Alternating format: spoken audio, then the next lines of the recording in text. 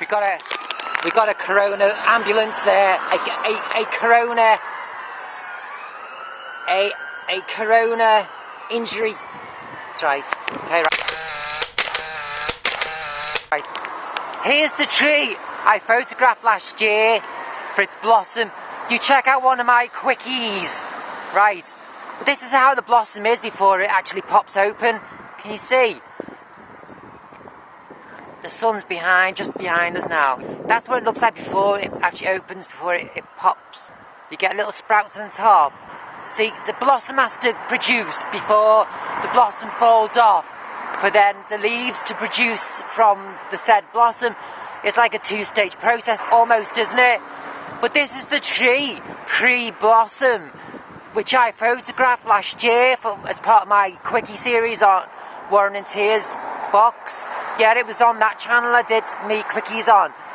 I can't remember off the top of my head what number it was. Quickie number what? I can't remember which number it was in. I did it for, but I'm just passing this tree now after photographing a tree in the park a week ago for its blossom. I'm noticing more now, eyes more wide open to the trees and the blossom earlier this year, and passing the tree which I photographed last year, I thought I would just whip my camera out as the blossoms were there, just showing. Isn't that, there you go. So I thought I'd show you what the tree looks like pre. So if you pull up the quickie from last year, I'll leave it in the description below. Yeah, this is the tree. That's it, before it actually produces the blossom. This is the tree here. I might as well make this part of my my Corona series for What a Jude channel. I might as well make this for the 4th entry in that series, the My Corona series. This will be the 4th entry in that series. So yeah, I'll probably leave that bit about the blossom at the beginning. Just been to one of my mini marks on the main road here where I live, and it was so obvious that the lockdown business had all really settled in, because there was tape on the floor cordoning off people even in the shop itself. No, even as you were at the shelves, you had to be separate as well, whereas a week ago that wasn't the case. It was just outside.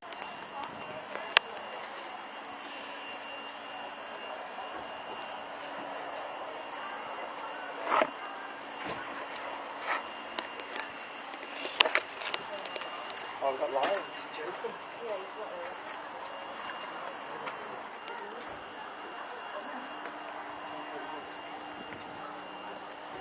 Outside, you'd have to be waiting in line for just so many be allowed to go in.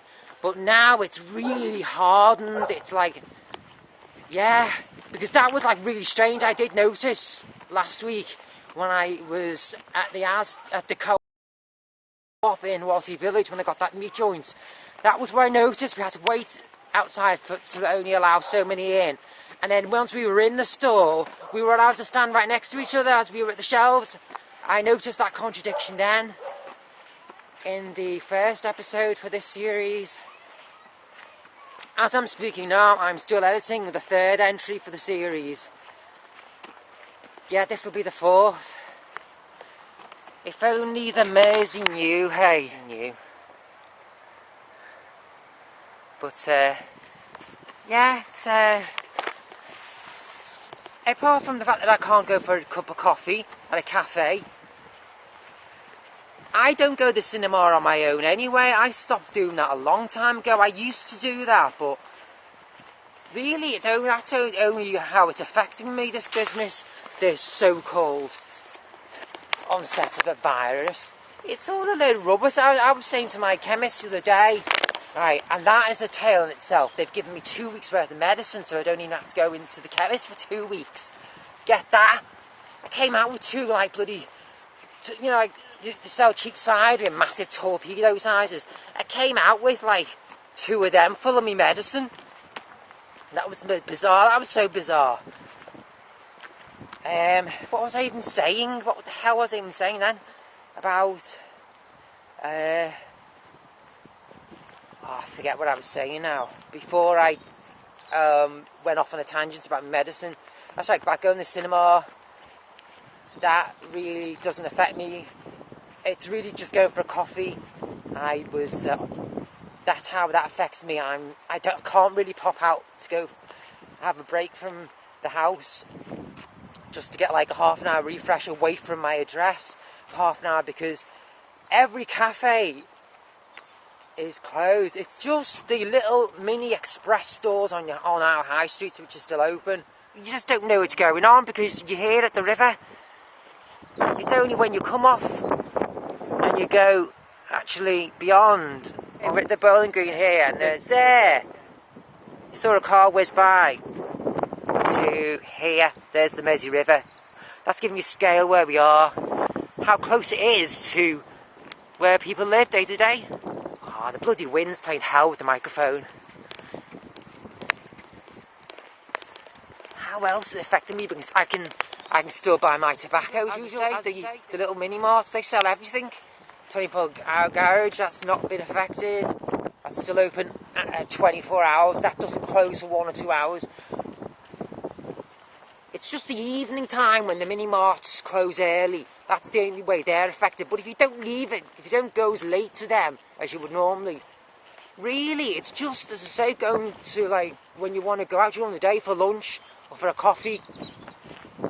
That's right, I was saying about I was going to go on to what I was saying to my chemist there. That's why I touched on the medicine. Because I was saying to my chemist how I think this is all going off is because the flu virus, it's not trendy anymore, is it? And they must have been making, that was a universal, that was making profit for the whole world, wasn't it? The flu virus, that was worldwide. I was saying to my chemist, that's right, that's why I went off on my medicine. Because I was saying to him, that was making profit for everyone worldwide. It wasn't just here in the UK, the flu virus, the flu jabs for the flu virus. That was all worldwide, that wasn't it? So, I mean, think about it. The flu virus was everywhere over the last 5.5 years. You would see it everywhere, posters up everywhere. In the last year and a half, you haven't seen the adverts on telly, you haven't seen the pictures up on the waiting rooms, you haven't heard grannies in the post office talking about going for theirs next week. You haven't heard none of that, have you, for about a year and a half, have you? Whereas it used to be that all the time, wasn't it? You going for your flu jab yet? You been for yours yet? You been for yours yet? So I said to my chemist that it's probably they need to bring something else in, and it isn't it? The NHS have slapped all their ads on at the bottom of the YouTube videos. They're feeling the pain, aren't they? Economically, if anyone is. But it does do the maths, and it does sort of like bode for conspirators to say, well, it's just something else.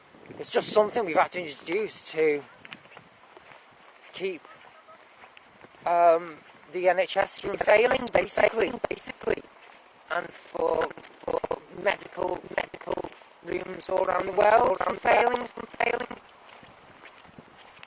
What else is there left to invent? We've invented penicillin, we've learned how to sterilise milk, and there's nothing really left to invent, is there? I mean, it's just really cure to the big disease, isn't it? Really, it's like...